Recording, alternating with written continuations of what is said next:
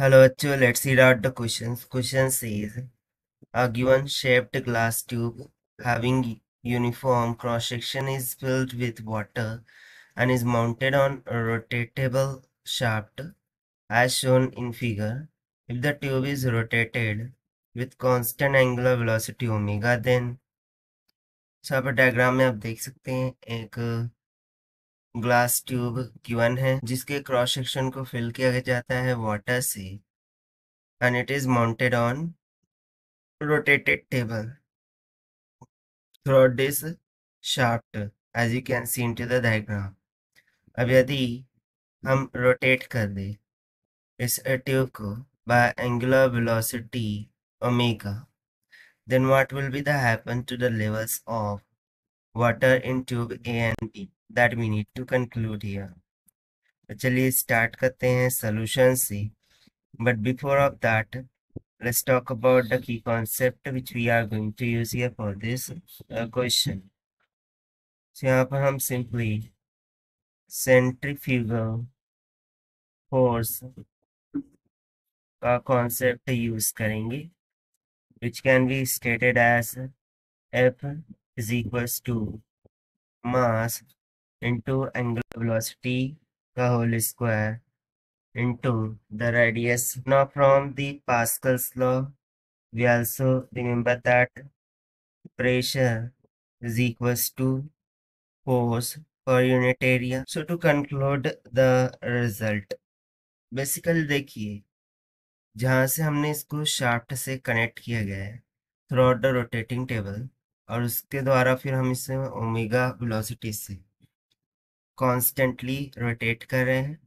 सो इस angular velocity की वजह से इन ट्यूब ए और बी में ऊपर की तरफ सेंट्रीफ्यूगल फोर्स लग जाएंगी because of this angular velocity. ठीक है, so definitely these levels will goes up, but how this goes up, so let's see by the calculations.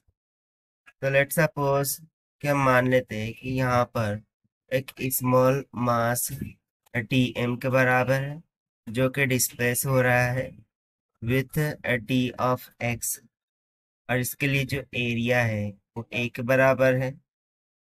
So by using the formula of centrifugal force for this small section जो force upward direction में लग रही है, this must be equals to the small mass Tm into में omega square times of the displacement about the axis.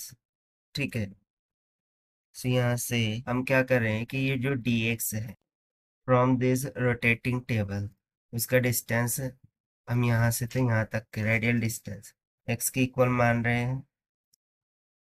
So radial distance r must be equals to x here. सो उसी तरीके से हम लेफ्ट हैंड साइड वाली जो tube है उसके लिए भी कंसिडरेशन कर सकते हैं कि लेट्स सपोज कि इस ट्यूब में ये जो डिस्प्लेसमेंट है वो कुछ dx के बराबर है which is as a distance of x from the rotating axis. इसके लिए भी स्मॉल मास Tm है. सो यदि मैं लेंथ ऑफ ट्यूब को कंसिडर करूं तो वो L इतनी लेंथ के इक्वल है. तो by using the concept of centrifugal force, since we remember that mass is equals to density into volume होता है जहाँ पर वॉल्यूम एरिया इनटू लेंथ होता है. So we can just say कि ये हो जाएगा density into area into length. So इसको यदि हम यहाँ पर अप्लाई करें so force must be equals to small mass के लिए क्या हो जाएगा density into area into length. So length कितनी है dx के equal multiply by the omega square into में x and this we need to do integration क्योंकि ये जो फोर्स हमने निकाली है स्मॉल फोर्स है df.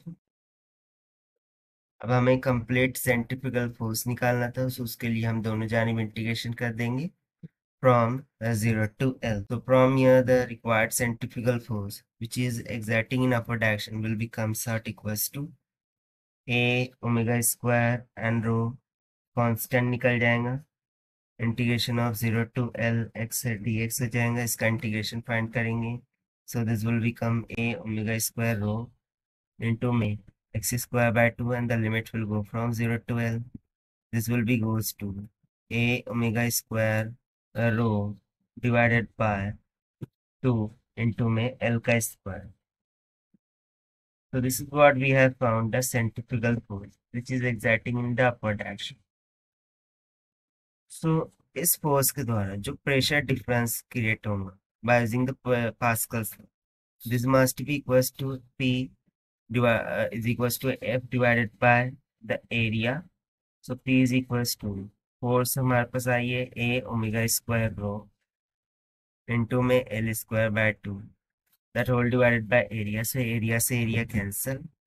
So we can say कि जो प्रेशर डिफरेंस लग रहा है, ठीक है, this must be equals to omega square rho into में L square divided by 2 की इक्वल लग रहा है. और इसी प्रेशर डिफरेंस के कारण से जो levels of water in the tube they are going in the upward direction. So according to this, let's try to match with the given option. So water levels in both the section A and B भी goes up. दोनों ही tube में water level upward direction में जाएंगी. So yes, option A is going to be correct. अब वहीं पर जो option B में के water level in section A goes up but B goes down, ये इनकरेक्ट हो जाएंगे. फिर A comes down, B goes up, ये भी इनकरेक्ट हो जाएंगे. Water levels remains the same, ये भी इनकरेक्ट होगा क्योंकि सेंट्रीफ्यूगल फोर्स अपवर्ड डायरेक्शन में लग रही है ड्यू टू रोटेशन. सो इसीलिए लेवल्स क्या होंगी, अपवर्ड डायरेक्शन में जाएंगी. It not going to be remains the constant. So only option A is going to be correct. So this is the required solution. I hope you understand. Well, best of luck. Thank you.